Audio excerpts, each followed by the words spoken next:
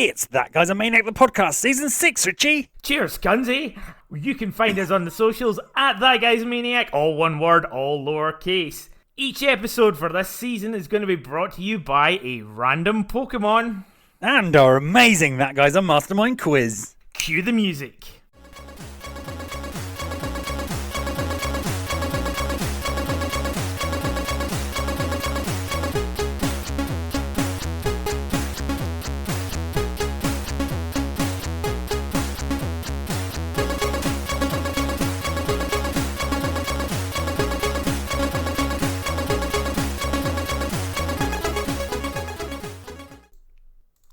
And this week's episode is brought to you by the Pokemon Palossand. And what number is Palossand, Farley? Palossand is number 770 in the National Dex, Richie. Cool. And he evolves from what? Evolves from Pokemon number 769, Sandygast. For those of you unfamiliar, Sandygast and Palossand are spooky sandcastles, basically. Spooky sandcastles.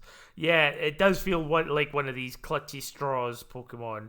Sort of in the same vein as Vanillish, the ice cream cone Pokemon, and that sort of thing. Yeah, I think it gets a little bit more of a pass because it's kind of creative. So Sandygast is, imagine like an angry, spooky pile of sand with but it has like a little spade on its head. So it's kind of like, you know, if somebody's made a sandcastle and then it's been washed away and they've forgotten their spade. Spirits of the sand. Or it's just been washed away by the sea. Ah, okay. Like I see what you mean. Like a dead sandcastle. And then it evolves into like a more robust palace with decorated with shells, and then like the spire of, you know, I almost remembered my castle nomenclature then from history classes. What's the bit in the middle, like the tower, and then you have the wattle and daub, not the wattle and daub, the Mott and Bailey, whatever. Wow, it has a central bit. This is not something I did at school. Okay, as we did loads of it. There's a central bit, and the little plastic spade, which children use to make them, has been turned upside down, so it looks like a spire. Ah, okay. So there we go. It is ghost and ground type. And what other types are? Oh God! What other Pokemon are Ghost and ground? typing? Ghost and ground. Thank you. Well, Richie, completely spontaneously, Golurk and Golett are also ghost and ground. Oh, okay. The Prevo as well. Yes. Okay. But they are much cooler ghost Pokemon. They're haunted armor. I suppose it's kind of. Should they? Actually, that's a very good point. Should Golurk and Golett be ground typing? I think so, because they're based, although their design looks like robots, and they even turn into a cannon and fly around with rocket boosters. I think they're partially based on the golem from Judaism. Oh, okay. But I still think they look a bit more like haunted armor, and I reckon they should be ghost and steel. Well, because aren't golem made of like they're kind of Clay, monsters made of clay, that turn into real monsters that fight the enemies of Jews. But obviously they also they already had a Pokemon called Golem. Yeah, of course. So they're like, okay, I guess we can't just call it Golem again, maybe. Yeah. Did you ever, as the kids say, fuck with a Palossand? I never mained a Palossand. I did go off on one where I was like getting all of the ghost types, but I feel like Sandygast or Sandgastel, which is a better name, or Palossand, in fact. I just feel like they're boring. I reckon, are they physical attackers? Are they special attackers? Like, they're probably just defendy boys, given that. Let's look at the stats. Yes. Let's look at the stats. For Palossand, we've got 85 HP, 75 attack, a 110 defense, as you may expect from a castle, 100 special attack, 75 special defense, and an abysmal 35 speed, because it's a castle. Right. So, sorry, what was special defense? 100. No, 75. Oh, okay, that's a bit boring. It is a bit boring, but it has a cool ability, if you remember. Oh. Called water compaction. So if you hit it by a water type move, the defense goes up 2 stages. Is it just defense or is it special defense? Just defense. Well, that's pish. It's like you have to be coming out against a water physical attacker. So maybe a Gyarados counter, and then you could use all of your ground type moves against the except you But can't. I feel like I don't know, I feel like you fall for that trick once and then that's it. Yeah. Everyone knows, everybody knows his bright red van. It has a hidden ability, Sand Veil. So it creates a sandstorm. No, if there is a sandstorm, its Oh my evasiveness goes up. Ugh, too niche. Too niche. I think it still takes the hit from the water damage as well. Yeah, it will do, and then its defense will go up. Yeah, which is 2 times weak too. Yeah, okay, I mean... Fine. Yeah, I'm underwhelmed by it, and also its special attack is higher than its attack. Yeah. So what's it doing? Is it doing like thunderbolts and earth powers and shadow balls? Yeah, the learn set's pretty weird actually. And I guarantee you're not setting this up as a trick room sweeper either. No, because you can't really. Yeah, pretty odd. Pretty odd moveset, to be painfully honest with you. We got Sandstorm, Shore Up. I mean, flavor-wise, it's brilliant. All right, Shore Up, perfect. What's Shore Up? Remind me. It's a ground, status move. The user restores its own HP by up to half its max HP, and it gets more back in a sandstorm. Okay. I don't think I've ever used the word shore up, used the move shore up, or seen anybody use the move shore up. I was unaware of it. But weirdly, it doesn't learn Sandstorm until level 68. It's the last move that it learns. I guess you can TM it. I've decided to take a little look in at Smogon, which I've done for many years. Yeah. And look at the moveset. So Sandygast, as you would expect, falls right into NU, never used, not even underused. It's just and that's crazy because Smogon are obsessed with weather effects. Obsessed. Like, have we talked about Smogon? I don't. So for those of you who don't know, Smogon is the Japanese name for coughing, and for many years was one of the most popular sites for competitive Pokemon movesets, and responsible for creating like different tier lists. Yeah, and there was the online Pokemon battler thing. Showdown. Yeah. And that basically they were a hybrid of each other, sort of. Yeah. Or not hybrid, symbiotic relationship. Symbiotic. But they've never ever been. Well, maybe that's not true. They've not been relevant for a long, long time because they get obsessed with all these different tiers, right? And they have this council that put things in different tiers.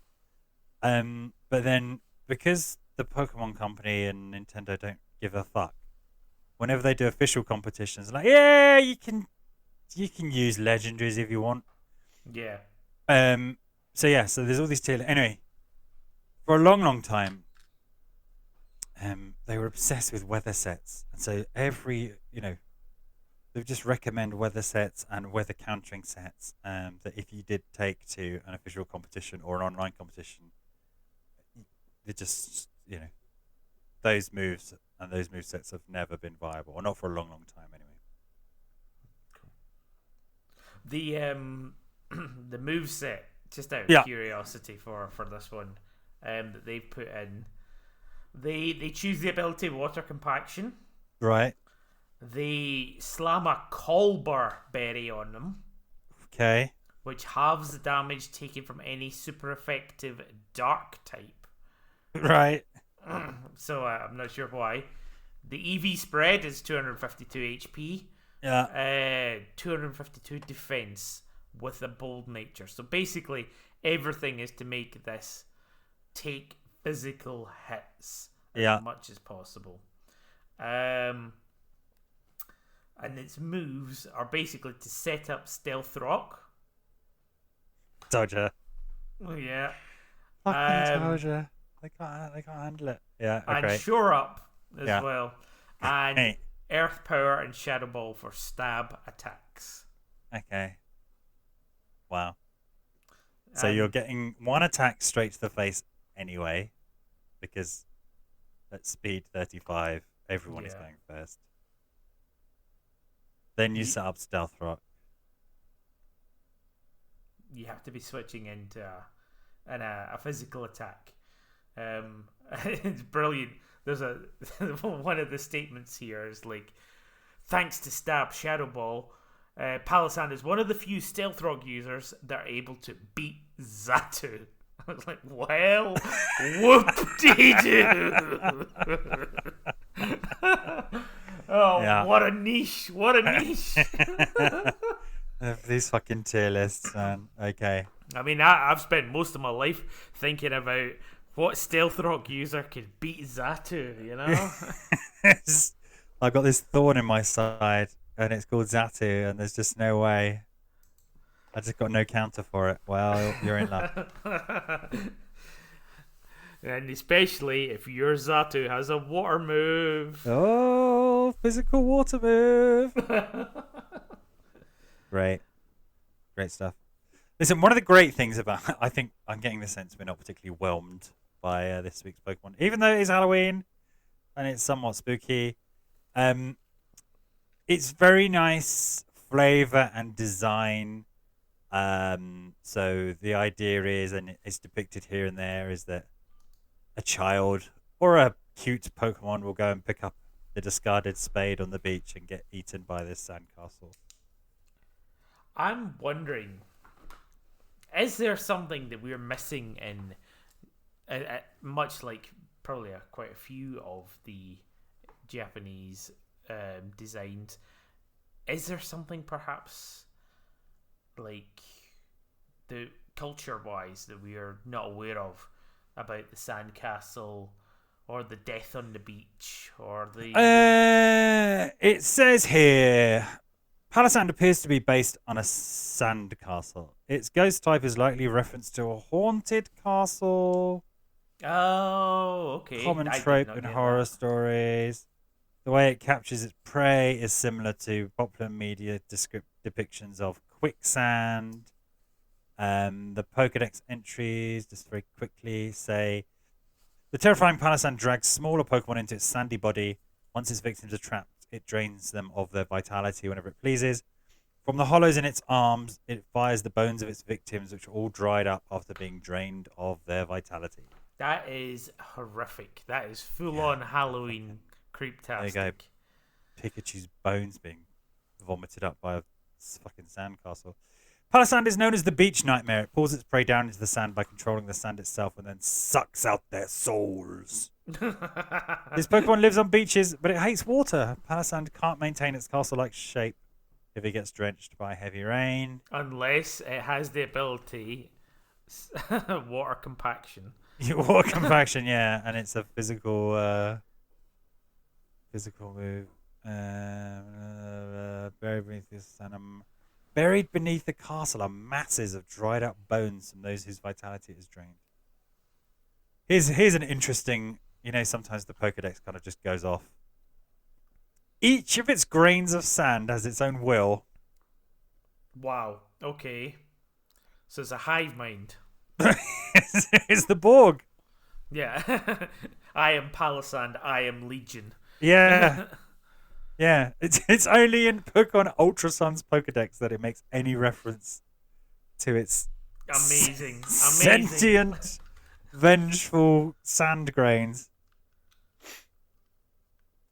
That's insane. Yeah. Yeah. And a very, very cool thing about it, arguably the coolest thing about it, is the normal color is your golden sand color, and the shiny is black volcanic sand color. Yeah, volcanic sand. Quite a cool shiny. But yeah, it's cool. Also, the spade's a different color, but we're not going to worry about that. No. Spade or shovel? It's a wee spade. No, you're supposed to say you call a spade a spade. It's a fun joke. Very fun. Oh, is that in reference to the tool? Yes. In my mind, it was to do with the card seat. I don't know why. Oh. No, the tool. The tool makes more sense, yeah. Yeah. But I'd never really thought about it doing that. Ah. But, speaking of tools, yeah. Previous episode, we were talking about Pokemon with tools. We were. Do you reckon Palossand falls into that troop? Well, this is why I noted with interest, Richie, that the spade changes colour with the shiny, implying that it is part of the Pokemon. That it's part of the Pokemon, yeah, because like Timber doesn't change colour. Oh. Girder's Girder doesn't change colour. Who else do we have? Farfetch'd. Yeah, Farfetch'd. Farfetch'd Leak. I'd be surprised if that changes colour. I bet it does. No, Leak stays the same. Mental.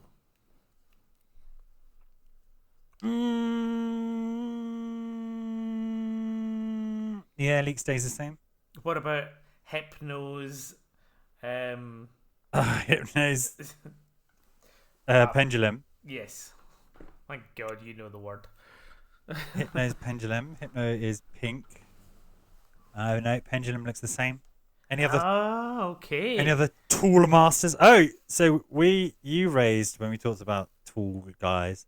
Honedge is the Pokemon, the sword or the thingy. Yeah. Both change color. Or did it?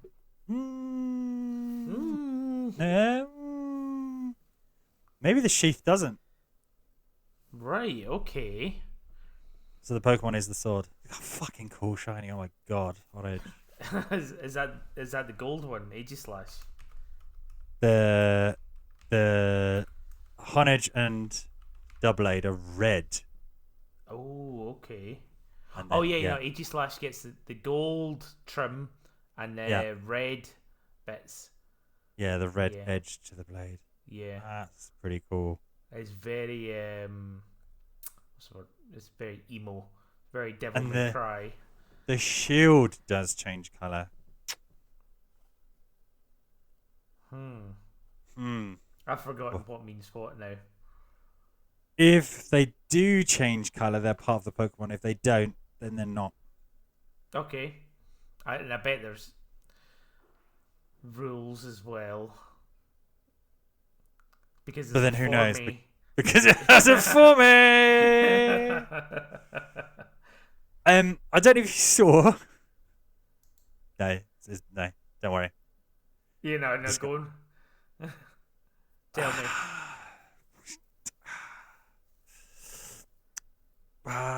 No, it's potentially a bit spoilers. I'm just gonna avoid it. Avoid it. We'll talk about it in another time. Oh, in a month's time. Okay, cool. In When a I month, yeah. finally caught up to you. Another time. Hot off the press. They changed one of the weird form things that we brought up. What? Yeah, they corrected it. Huh. Yeah. Now I'm trying to think what form. No, don't. Come on, we got to do the rest of the podcast. Don't. Ah, okay. Don't. Rest of the Honestly, podcast, fine. it's honestly is not that life changing. But Okay, I saw it as like, Right. We're not quite halfway, but I feel like we've said most of what we're going to say about Palossand. But I want to take this opportunity, as it's Halloween, yeah. to talk about your favorite ghost type. Oh. I'll put you on the spot there, haven't I? I know. I was like, I need a survey list of all the ghost types. Did we talk about this? Have you got one? Is yours ready to go? My favorite ghost type is Cophagrigus. Of course. And it's always been a favorite of mine. Where we were talking about Palossand, and it's got the defense. Yeah. Cophagrigus has got both really, really stonking defense and special defense, and I believe its moves are all just around bolstering its defense and special defense, and you just sit there with leftovers on it, and you do horrible moves like toxic, and I think you can also do one which I forget what it's called. It's the one which does damage based on the level of the opposing Pokemon. Oh yeah, Nightshade is it? Nightshade, that's it. Yes.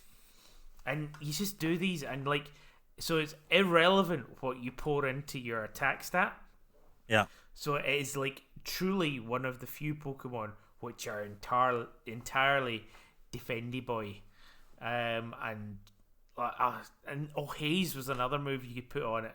It's just you're gonna put all of your moves into trying to get your attack high enough to actually do damage to me. Haze. Just reset everything. How was it? Good. How was it playing through the story with one of those Pokemon? Because it's those are great when you're playing against other people. And I guess the principle still works when you're playing, but talk about lengthening your playtime by 9 to 10 times more because you're setting up Cophagrigus. I don't know if I ever played through the game as it. Okay. I think you can get Shadow Ball on it and that'll do. But the other cool thing about Cophagrigus is its what's it called? Ability. Yes. Which is Mummy. It was so fun, particularly when was it? Gen 5. Which is when triple battles were also around. And just the absolute chaos it would cause. It just shuts everything that's reliant on its ability right down immediately. But then also including your allies. If you pass it to one and then pass it to your ally, you're like, oh fuck, no, that's I now remember my ally I doesn't... had. I can't remember what I had, but I would open up with Cophagrigus, get Mummy on the opposing Pokemon, and I would switch in something else. Yeah. And basically, I would remove its rubbish ability, and suddenly it became super viable. There's one of the there's that really widely circulated meme when Weezing got the ability neutralizing gas, and it's Archeops, Regigigas, and Slacking, Oh yeah, it was slacking. It was slacking. Yeah. Because they're finally, rid of their awful abilities Yes. when abilities are neutralized. Oh, so yeah, it was slacking. So it was basically I had a like ridiculously high powered slacking, and they're speedy. It's like one Yeah, of the the things you beast. don't think about. Slacking's a fucking beast. Absolutely Yeah. amazing, and then you just get hit by something. You're like, oh no, you got rid of my like rubbish ability. Now Yeah. I have mummy, and then I can just smack you. Yeah. Oh, If so you good. can find a way of getting rid of Slacking's awful ability, it's a proper beast. Yeah. I've looked through the ghost types. Again, I don't really fuck with ghost types at all, and I have a clear. And I looked up a big. Did you ever do that favorite Pokemon of each generation meme thing? No. It's like a huge grid. I think I sent it to you, but maybe you didn't engage with it because you have to go to all these awful websites where it's every generation, every type, what's your favorite, and then there's also like what's your favorite legendary, what's your favorite blah blah blah blah blah, what's your favorite pseudo legendary.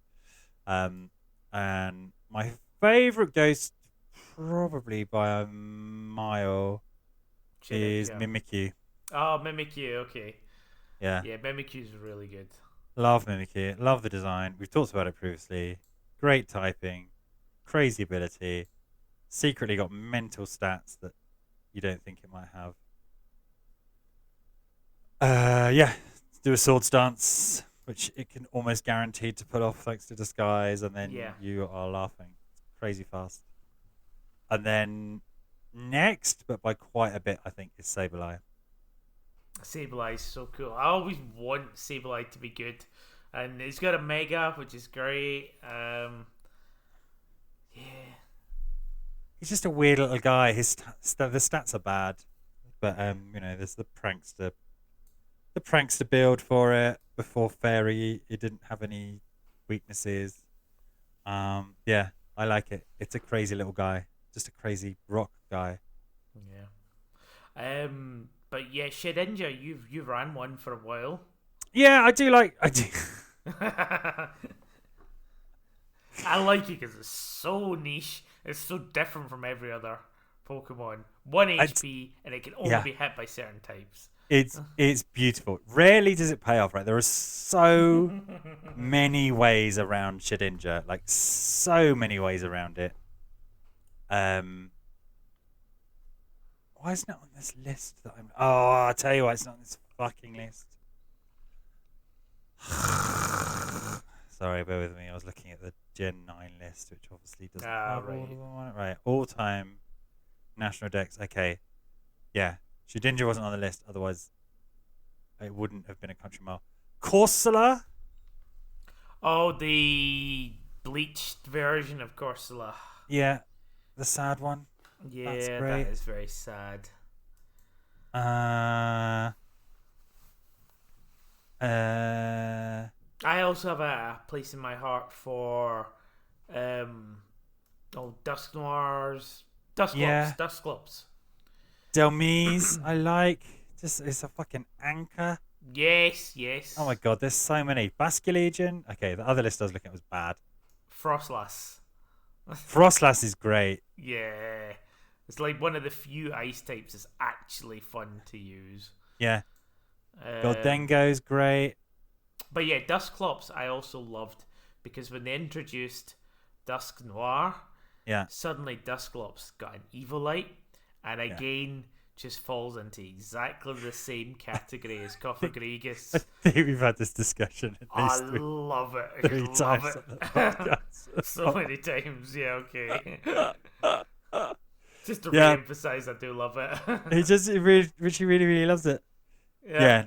No, Shedinja is great. And it reminds me of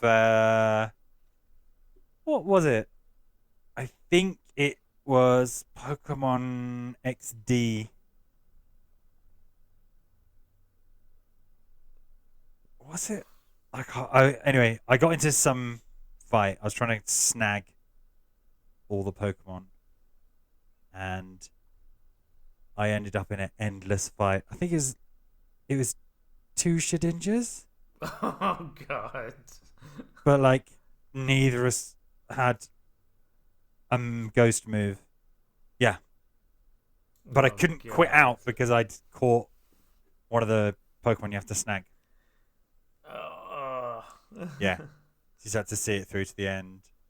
But then I think we were confusing each other. No, it couldn't have been confusion. Anyway, whatever. There was an epic battle where nobody did anything for hours and hours and hours. Until you get whoever was the first to struggle. Yeah, Yeah. whoever's the because you do one struggle with Shedinja and then that's it, you're dead. Yeah. But in the meantime, you had to go through all the useless moves. Trevenant I also liked a lot. Only because he had that silly ability which would replenish berries. Yeah, Do you know the one I mean? harvest is it? Yeah. And like I can't remember how or what I did with it, and it basically never really worked. Or there was tech you could do with it. I think I had a. I really like the design of Tropius as a dinosaur. Yes, yeah. Dinosaur's not a dinosaur, and it had a similar thing, but it it's so conditional. Yes. The events where you don't just because of the shit weaknesses of grass, you don't instantly get knocked out. But it's like, oh, if you give me another 3 turns, I'll get back that citrus berry. I think I had recycle and harvest. So like already wasting one of your moves, picking up an item. It was, and it didn't really it didn't really pop off. Like there was no popping off. It was just lasting for a long time. Yeah. Good. I like the ghost starters. So I'm a big fan of Hisuian Typhlosion. Yeah. Oh, And of course, yeah. a latecomer to Decidueye. I didn't think much of Decidueye when it first came out, but I like the kind of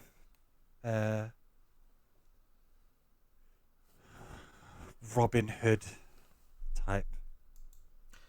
He's very D&D Ranger style. He is very D&D Ranger style. Yeah. I think Hisuian Decidueye is better though, so scratch that. I had a lot of fun doing that D&D Final Fantasy VII thing. Maybe we should do that for every single Pokemon. Oh my god, yeah, that's what we need. More Pokemon. 1025 Pokemon as we run through. Yeah. And okay. Just off the top of your dome, right? Yep. I'll say a class, you have to give me a Pokemon, right? Okay. Monk.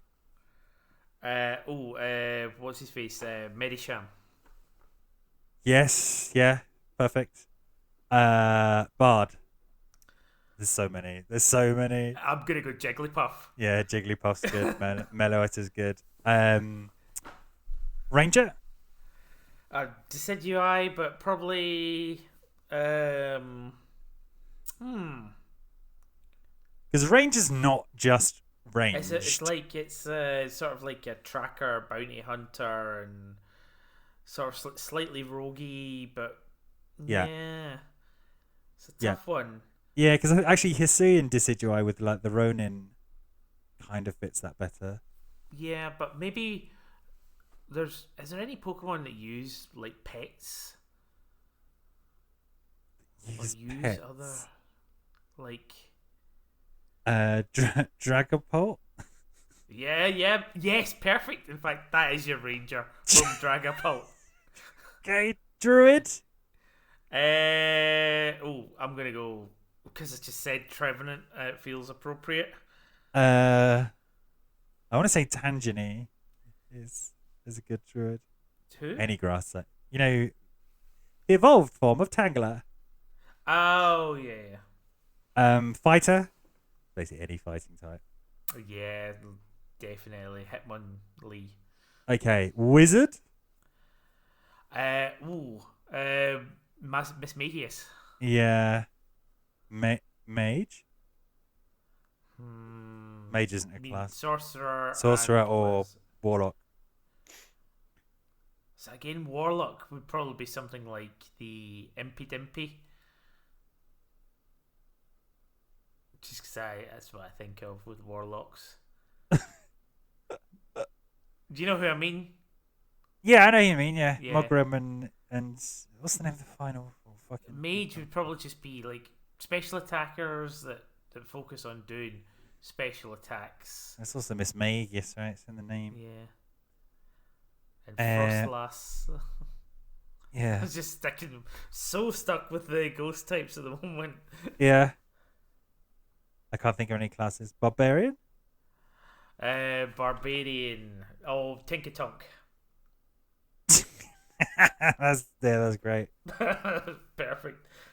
The last one is probably the hardest. Well, we haven't said rogue. Oh.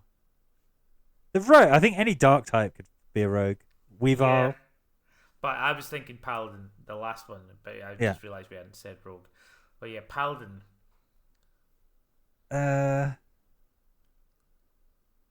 Slow King. Slow King. No, all the Swords of Justice. Yeah, Aegislash were back there, or maybe even Golark. Yeah, Lucario. Oh yeah, Lucario's a good shout. Or there's a fucking Palossand. Yeah. Fine. Okay, and then last, then we've got to move on with this bullshit. Cleric. Who's Chansey, Ordino, all the Poker see. Center guys. Yeah, you know what? Fine. Absolutely. Yeah. Great. That was good fun. There we go. But we've got to do it the other way. We've got to go Bulbasaur, Ivysaur, Venusaur. Druid. Squirtle, Wartortle, Blastoise. Ranger. Nah, I'm thinking Mage. Sorry, Wizard. You got guns, man. You got fucking guns. Yeah, if wizards had guns, they would shoot water out of them, wouldn't they? Wizards have spell books. No, They have sticks.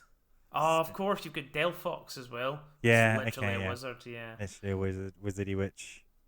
Oh, wizardy witch. Right, enough of that. Let's move to the middle of the podcast. It's break time. I miss break time so much. Anyway, here's our new gimmick. New gimmick that doesn't have the break time theme tune. That guy's a maniac, or whatever it's called. That guy's a mastermind. Welcome to That Guy's a Mastermind, our mid-show quiz where one of us takes the hot seat and tests our mettle on a video game of our choice. This week's contestant I am joined by now is this man.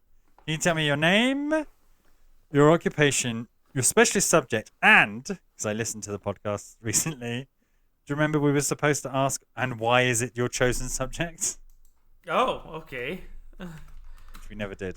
No, we never do. Okay, I'll say my name is Richie, and I am an occult therapist. Yeah. And my specialist subject is Ghostmaster on the PC, and the reason I've chosen it is because for many years I've played this at Halloween because I like it. It's the right kind of spooky that I like. Sorry, I'm going to go off. No, remind me about the tangent after this. Okay. Thank you, Richie. I've got some questions for you, and they will start. Timer starts after I ask the first question.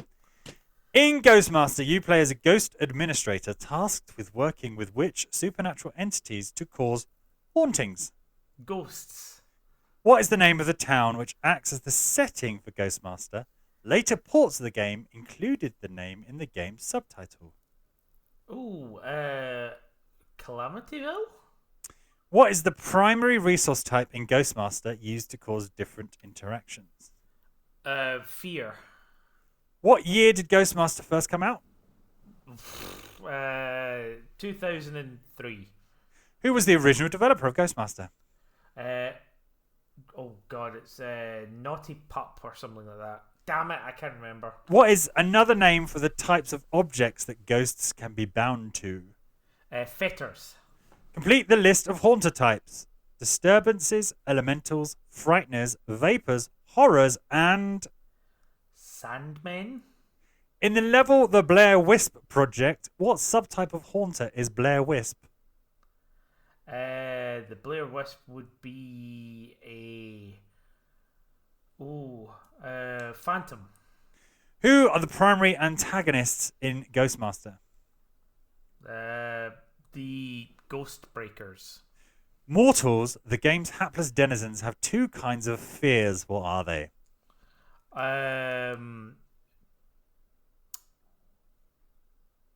There's I want to say terrors, but I can't remember what the other one is. What is the name of the level-specific haunters bound to particular areas or objects which, once freed, join the roster of haunters? No idea. Each of the game's levels is named after a clever pun from a film or play title. What is the name of the level which is a play on words involving a possessed chicken? Poltergeist. What is the name of the horse-like Sandman, a name shared with Pokemon number 96 in the National Pokédex? Oh, Hypnos. In the level Phantom of the Operating Room, the restless spirit Harriet is a puka, an anthropomorphic kind of witch animal. What was the name again? Harriet. It's a rabbit. The original game ends on a cliffhanger with the Ghostbreakers planning to eradicate all supernatural activity with what? I ghost nuke. I can't remember what it was. Beep, beep, beep. Whatever, Richie, how do you think you did? I think quite badly. There's a lot of terms that I realise I have no idea. Okay. In Ghostmaster, you play as Ghost Administrator with which supernatural... You said ghosts, that's correct. The town it's set in is Gravenville. Gravenville. So in the Xbox and PlayStation ports, it was called Ghostmaster something Gravenville. The primary resource type is Plasm. Plasm, not fear. Okay. Ghostmaster first came out in 2003. You got that right. Boom. You were so close with the developer. It's Sick Puppies. Sick Puppies, and fucking knew it. The objects you can be bound to are fetters. You got that. The list of haunted types is disturbances, elementals, frighteners, vapors, horrors, and sprites. Sprites, okay. In the level Blair Wisp Project, what type of haunter is a Blair Wisp? It's a wisp. That was one of those questions. Who are the primary antagonists? The Ghost Breakers. You got that. They have two kinds of fears. What are they? Conscious and subconscious. Of course they do. Sorry, what's the name of the level-specific haunters bound to particular areas? They are restless spirits. Poltergeist is the name of yeah, got that one. Yeah. Chicken. Hypnos are the horse-like sandmen. Rabbit is Harriet, and the last one is a bomb. Yes, because I didn't realise that originally they were kind of planning for a sequel, and then it never happened. So the game just ends on a cliffhanger, and then they release like a bonus extra level, to close it all off. So last year I actually played a fan remake of it. Oh yeah. Where they actually added some ghosts that were never finished. Yeah, there's loads in researching the question. There's loads of. Maybe it just has a really dedicated fan base, but there's apparently loads of cut content, like big lists of ghosts that were cut, mortals that were cut, levels that were cut, missions that were cut. But yeah, so like there's like one thing that's the Headless Horseman, which is a dragoon, which was the only one spirit that could like go outside and it would constantly sort of like create plasma or plasm. But then there was also a Ghost Rider, which they included and they put in the game and they voiced and all that sort of stuff. And there was even people who like added extra spoken word, which is quite cool. but tried to sort of match the voices and things like that. It was flawless, and you got to play the extra bonus level as well, which is quite cool. Nice. Yeah, I was very happy to have played the what's it called, the fan remake, as it were. Yeah. Yeah. Are you going to play it again this year? I know. I played it last year. I think I got my fill. I want to focus on watching horror movies as opposed to playing horror games. I have played 10 Bells. I think we talked about this on a previous episode. Yes, we did. That was good. Very good. I wanted to do Silent Hill 2, but then Pokemon ZA came out. Yeah. And I'm going to miss Halloweeniness, I think, this year, just because I'm so into Pokemon ZA. I mean, for the next week or so, you could just run around with the ghost team. Yeah. Yeah. I would, though. Feels appropriate. Yeah. A ghost Pokemon, maybe. Frostlass. Frostlass. Yeah. Gengar. Bayonet. Banette. You had a Banette on your team. I did. Yeah. Not anymore. Been sacked. But no longer. But no longer. Fine, we're now on the second half of the podcast, Richie, where we get to talk about things related to the Pokemon of the week. What you got? I don't. I did want to go off on a rant about Don't. Great. I kind of forgot there was a second half. Yeah, we set. Listen, readers, we set the schedule of this podcast ourselves. Yep. And yeah, we've got plenty of time to do all of the research. Yeah. But I do have a tirade, and I think I may have had this tirade on the podcast before. Brilliant. So stop me if you've heard it before. Yeah. Isn't there a song? Stop me. Stop me. Stop me. Stop me if you think you've heard this one before. Don't stop me now. Having such a good time. I'm having a ball. Anyway, Shaun of the Dead's forever ruined that song for me. I mean, it's appropriate now. It's spooky. Yeah, wasn't it? Like not ruined in a bad way, but just they're associated now. You know? Yeah, I mean, like, it's not a bad thing when a song gets reloved, upcycled. Upcycled? Would you say it was upcycled? It's like good. I think it was still in good health. It was a classic, legendary all-time classic. But now it just, whenever I hear it, I can just think of them twatting zombies with a cue stick. Yeah, that guy from Black Books. Aye. Yeah. Oh wait, what was your tangent about ghost types? Yeah, no, it wasn't about ghost type. This is the tangent I was trying to get to. My tirade on the definition of horror. Like, okay. In general, or when it comes to video games? In general, Okay. I think mostly specifically actually movies, but it bugs me. I feel like we are in general podcast. It's not a video game podcast. Yeah, definitely. Yeah. But I'm sure it can be appropriate. To... We can bring it back. Actually, I think it's better defined in video games than it is in film media.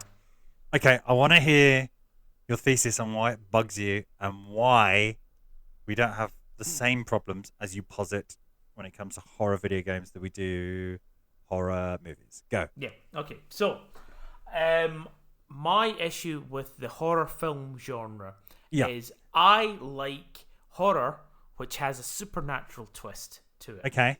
Something that is a bit more spooky. Yeah.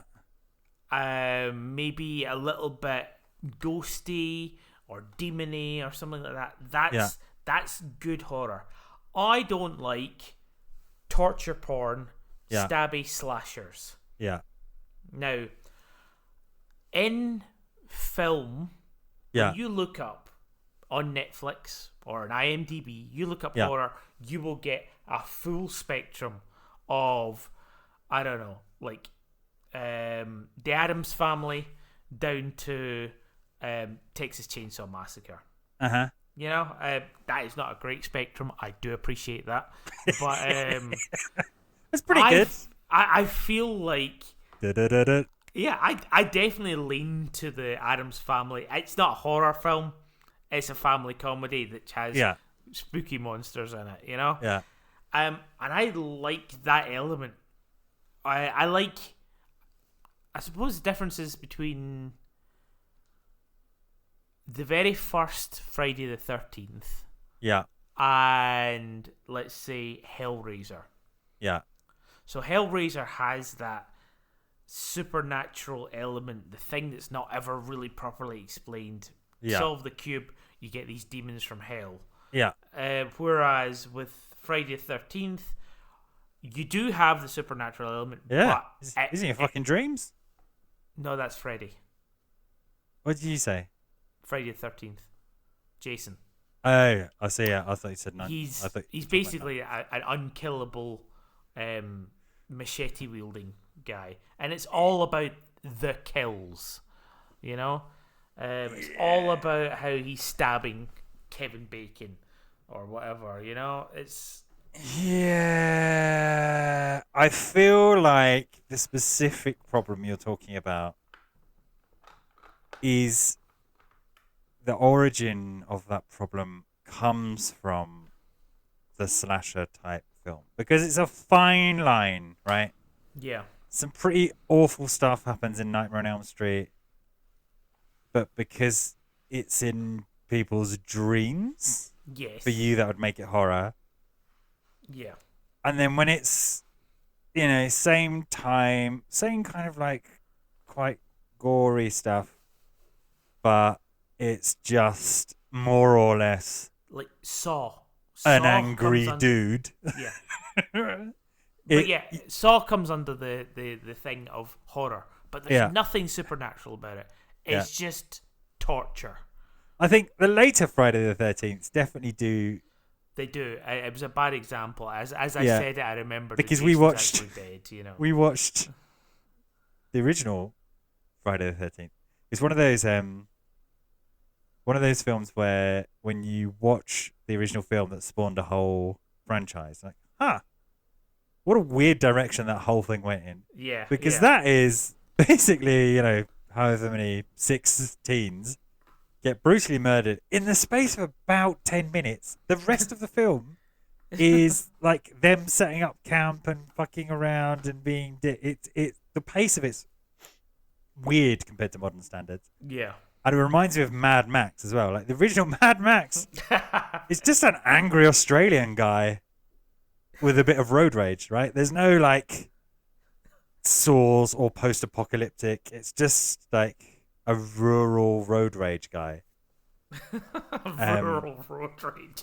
That's brilliant. Rural Australia, like road rage guy. It's just weird to look at whatever Furiosa or whatever Friday the 13th we're on now, and like the starting point was this thing.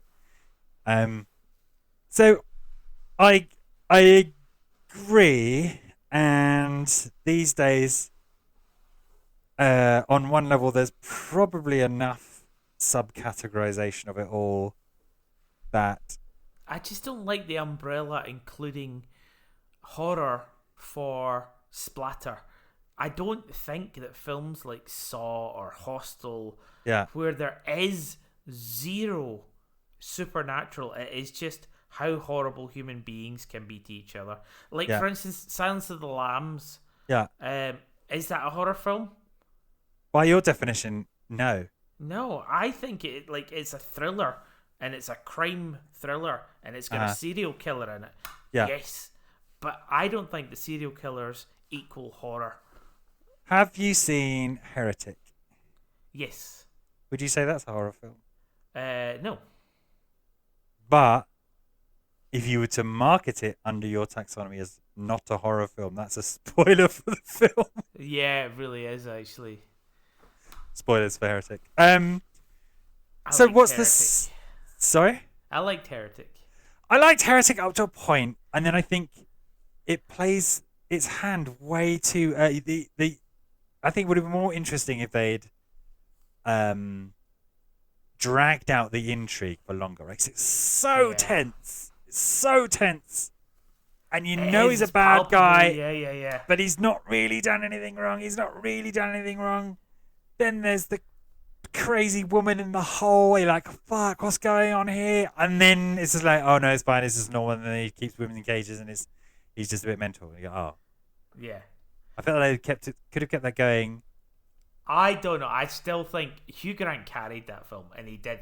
It was such a departure from Hugh Grant films as well. Like, Yeah. the one he'd done before that was Paddington 2. Yeah. You know, so it's like, Yeah. I think I enjoyed that for that. But again, suspense, thriller, absolutely. Horror. Yeah. But I think because consumers are dumb, and in the clickbait age, it's just easy to pop them all under one big banner, and then you have to fish through them. Because for a long time, and there's probably some horror fans listening who are like, rah, rah, rah. Yeah. For a long time, the people who knew they were into this kind of stuff have come up with taxonomies for it all. Because you've got like cosmic horror, right, which is your Lovecraftian. Yes. Uncaring so you've got thing. the sort of like ancient gods. Yeah. And stuff Then like that. you've got body horror. Hang on, I've got. Sorry, I'm gonna have to interrupt the podcast because I've got a really good book which goes through them all. Hang on a sec.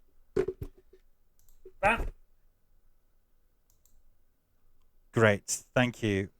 I have now come back from where I was with my useful book. So you've got like body horror, Body right? horror, such as Society with the shunting and things like that, and Videodrome. Yep. Yeah, and like Hellraiser's quite body horror-y bits of it. Oh, I suppose you do get like the whole transformation of them into the Cenobites. Yeah, you got like anatomy. Then you got cosmic horror, which we've already mentioned. Yeah. Then you got dark fantasy. Okay, give me an example of dark fantasy. The Dark Crystal, Terror Box. I don't know why it's puppets are in my head. So yeah. I mean, those are the good examples, right? Labyrinth. Labyrinth. Okay. Pan's Labyrinth. Oh, is that? Pan's Labyrinth is definitely, I would say, in the horror genre. Yeah, so supernatural elements, horror themes might be considered dark fantasy, whether it's a fantasy story steeped in horror elements or an otherwise realistic world that features a supernatural terror. Dark fantasy refers to fantasy worlds where grim themes, nihilistic plots, or horrifying elements inform a fantasy tale. Yeah, I think. Yeah. Okay. Yeah. Yeah. Tim Burton. Water a it lot down. of his stuff. No God. Is a dark fantasy. Then you got folk horror, right? Midsummer folk horror being a prime example of that. Yeah. Then you got ghost stories. See, yeah. Then you got gothic horror, which would be like sort of 19th century period drama clothes and things like Anne Rice, Interview with a Vampire, and yeah. So here it says one, the Eggers film that just came out, Nosferatu. Gothic horror is about the terror within, not without. It shatters the illusion of humanity in a poignant way by holding a mirror up to us and saying, "Look at what we truly are." Often has romance, rivalries, life-changing events, atmosphere and a sense of dread. Like Wuthering Heights is the classic example of gothic horror. Okay. Then, as kind of like sub-genres within that, there's only 4. Disaster horror. Okay, so things like Armageddon and Deep Impact. Yeah. society's in collapse. Yeah, okay, fair Think enough. about Yeah, things like Cloverfield. yeah, where the whole world is going to be destroyed. Then you got like occult detective stories, as it's very much its own thing. There aren't many film versions of that. I can't think of that many at all. Then you got psychological horror, which creates suspense by heightening or calling into question characters' states of mind. So I think Through the Mouth of Madness, even though it's based on Lovecraft, is a very Yeah. good horror film, psychological horror film. And then lastly, slasher horror. Wow. Okay, but slasher horror seems to make up, I would say, an increasingly larger portion of the horror films. Yeah. Um, and I'm not interested in them. Like, unless they've got a supernatural twist, I'm not, like, not super into it. I've One of the best, most recent films, because a lot of the more recent films that you see on, say, Netflix or Prime Yeah. or whatever, they're all slashers, and they don't have like any kind of supernatural element. They're still good films. I'm not saying that they're bad. I would say that another one that was around the same time as Heretic was Speak No Evil with James McAvoy, which is a remake of a Danish one, which is absolutely frightening. Yeah. You're on the edge, and that's a thriller, and it gets thrown into the bucket of horror. But an actually good supernatural horror that I've seen, I think last year, in fact, was Let Me In.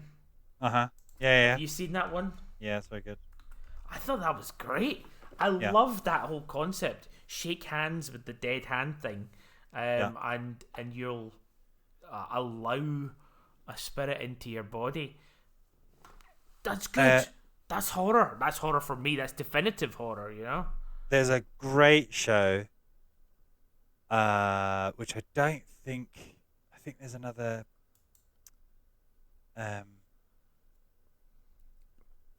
Another series of it coming, but it was. I didn't see many people talking about it, and I think it's called. Is it called Trapped? Trapped. Oh God, the internet is bad. Hang on. Oh my God. Fuck off, Grammarly. Sorry, it's From. From. Yeah. It's worth a watch. And that's a series? It's a TV series. Okay. And absolutely loved the first series. Okay. So I recommend that. There's 4 seasons of it. Try the first season, and if you don't like it. And then but that's kind of like science fiction horror. Okay, cool. Did you see Annihilation? Yes. That's the one with what's her name? Natalie Portman? Yeah. Yeah. I thought that was good. I have watched a couple of this guy's Alex Garland. Yeah. And I loved Ex Machina, but I watched Ex Machina before Annihilation. So I was kind of disappointed ever so slightly with that. Ex Machina. Yeah. Have you seen Ex Machina? Yeah. That's just a fantastic film, or at least I loved it. Annihilation was good. It's just it got a little bit. I liked the whole blobby evolution thing that was going on. Yeah.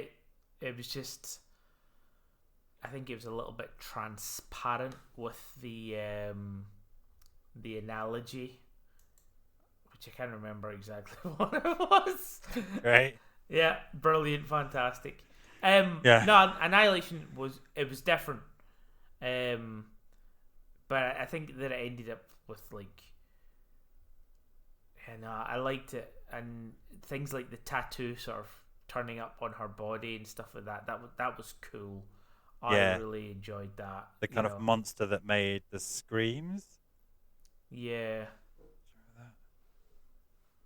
But again, I think when it played its hand, you're like, oh, Yeah. I would have liked less. I would have Yeah. liked more to have been mystery. Okay, so we've fairly comprehensively covered what your issues in movies, and then you made the statement that in games you don't have this problem of genre. I think there's a more clear genre-ness. Like, you wouldn't call GTA, where you can hack people up, Yeah. a horror game, would you? No. And in fact, lots of hack and slashes Yeah. don't necessarily come under the brand of horror. Even things like Diablo, which has devils and shit in it. Yeah. You know, whereas there are horror games which are ones that usually just fuck with you. Yeah, I think thinking on the fly, I'm positing that Yeah. the reason why it's less of an issue is because violence is such a part of most games. Right? Yeah, So exactly. Yeah.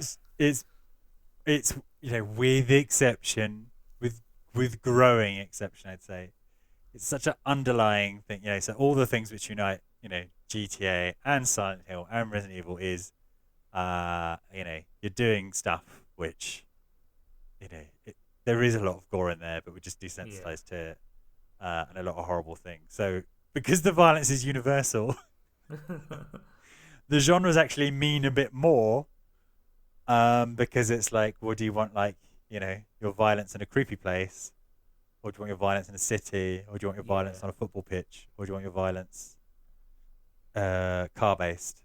But even then, you do, I think. But then, by and large, so you get some like streamers and fandoms which are just, I am into horror games, full stop. Yeah. And there is something, if we like survival horror. There was a previous episode where we tried to define it, I think. Yeah. Like, why is Resident Evil a survival horror, but Silent Hill isn't?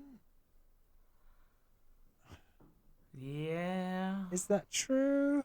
I don't know. I think we actually said there was more a split of survival and horror. So some games can be like 30% survival, 70% horror, or vice versa. Because what's the fucking camera technically game? Minecraft is a horror game. Yeah, like Fatal Frame, for example. Yeah. See, I think that fits more in the horror genre. And not survival horror. Yeah.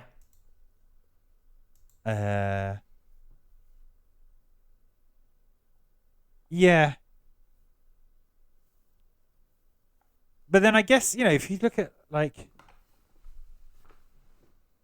the Nemesis, in fact, if you go back to your original classification for films, Resident Evil wouldn't be a horror film under your proposed classification.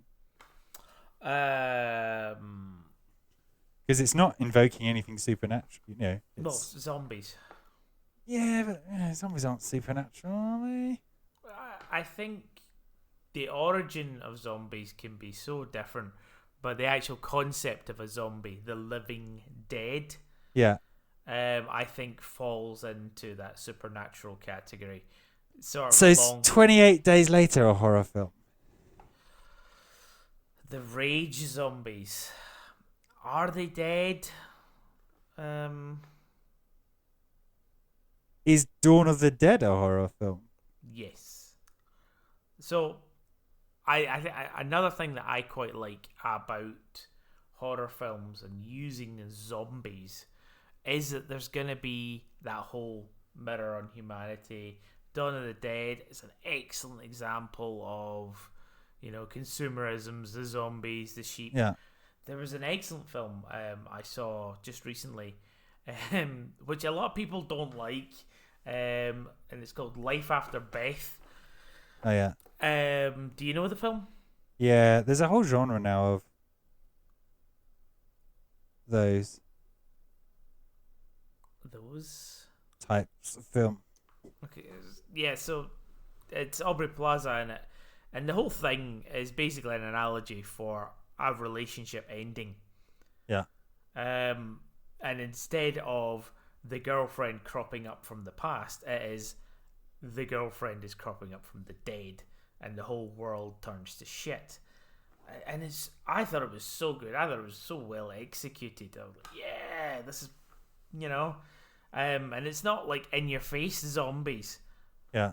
But I don't know. I again, as a horror movie, I probably wouldn't have it up there because it feels a bit more like a romance or a romantic comedy. I think because there was an explosion of zombie films, which thankfully is calming the fuck down a bit now, which is great. I think, it was went stratospheric after, particularly when Walking Dead first came, and then we just couldn't move for zombies.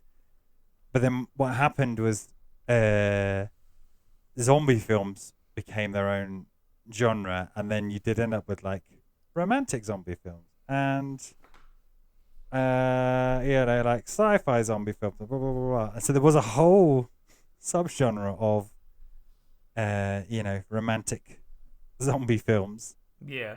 And there was even a series, Drew Barrymore was a zombie or something like that. Yeah, there was another one where there's a guy and a girl, similar premise to Life After Beth. Oh yeah, something like Eat Me or something like that, wasn't something it? like that. Yeah. So is Life After Beth a horror film? So, I think it's. I think it is in horror. Yeah. Okay. So is what's it called? Outbreak a horror film? Oh, with the with the monkeys. Yeah. No, I think it has to be the rat monkey from Brain Dead for it to be a horror film. Okay.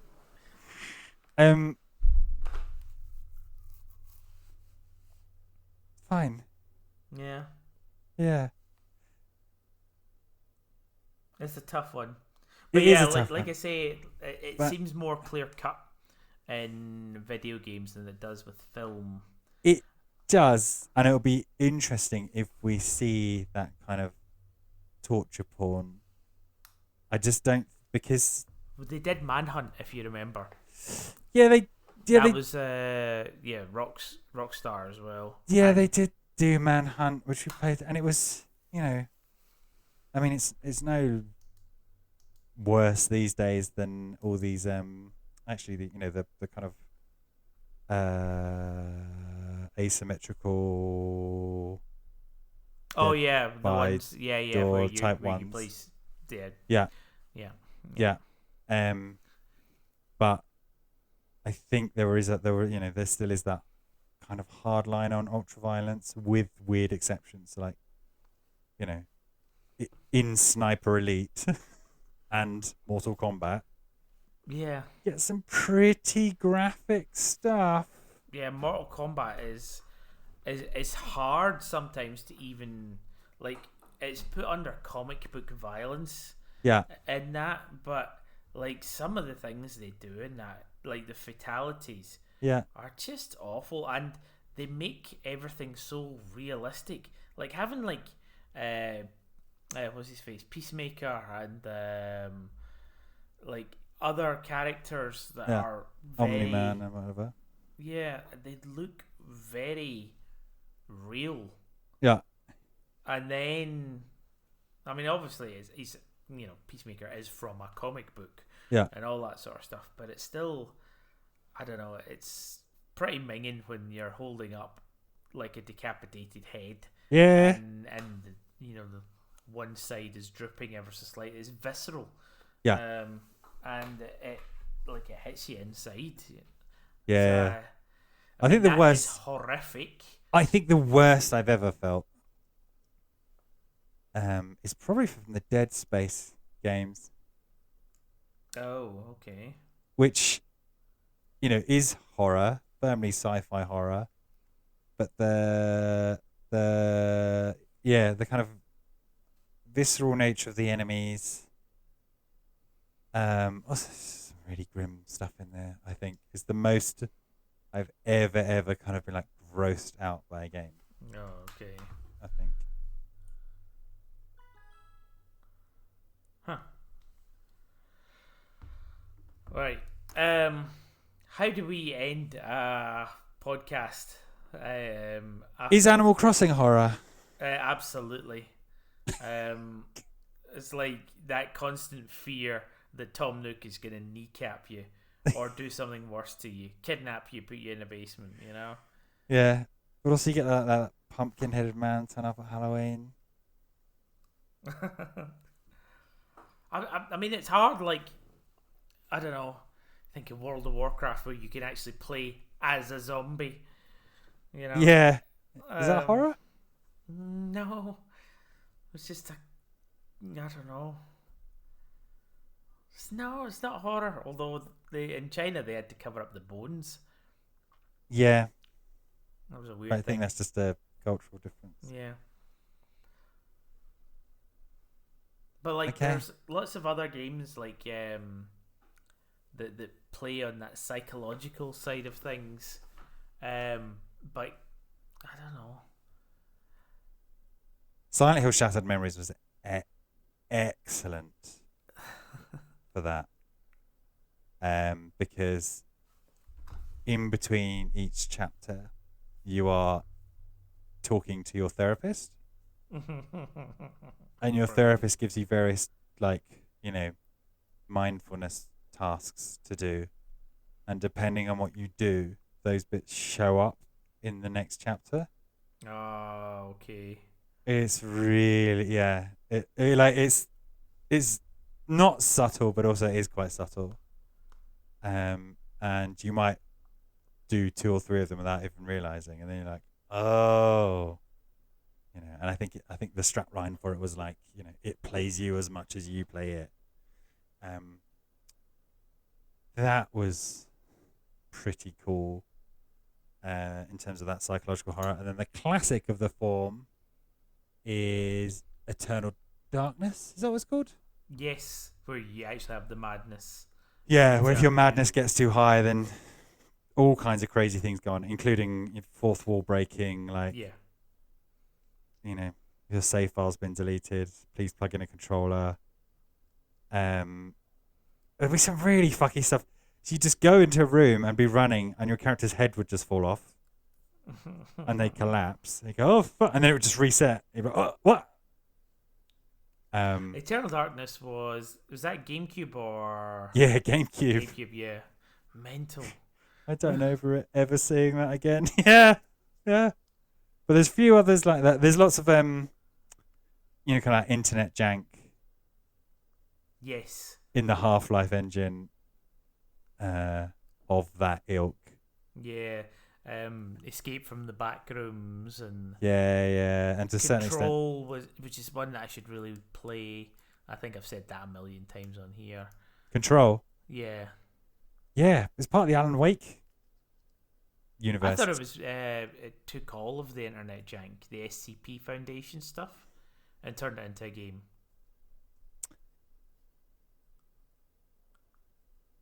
Do you know what I mean? Yeah. No. Yeah. No. No. I don't know. Yeah. Play it and tell us. Yeah. Okay.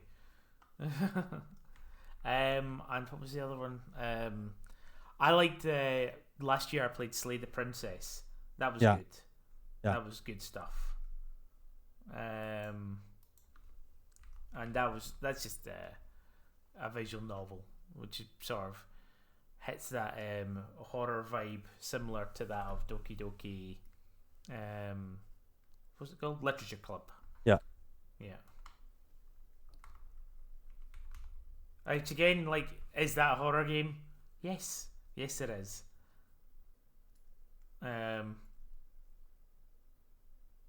Is it a horror game? Because we've also seen,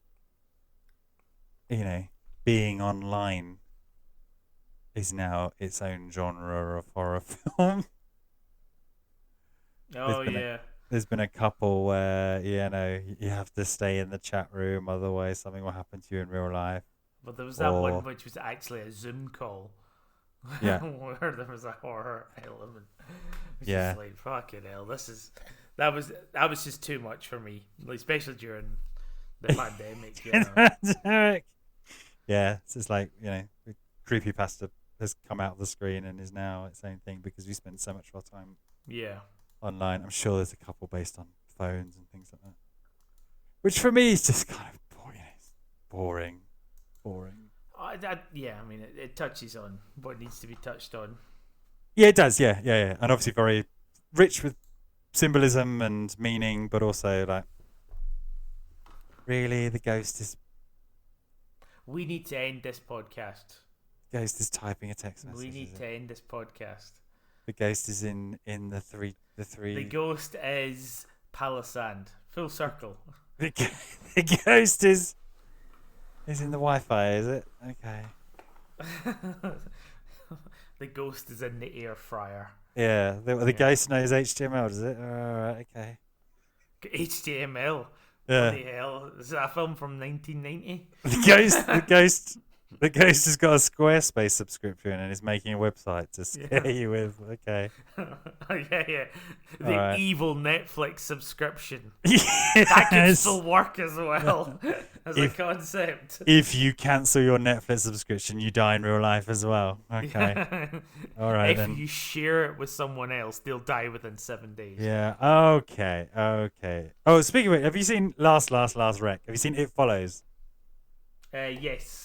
Brilliant. You have to lose your virginity. The sexually transmitted demon, yeah. Brilliant. Fantastic. Love it. That's brilliant. Anyway, that's our rec of the year. Go and watch It Follows. Yeah. Another good rec. I don't want to end of It Follows. That's not a good one. Mad God's a good one. Definitely like your Lovecraftian stuff, and it's visceral and nightmare-scape. Mad God.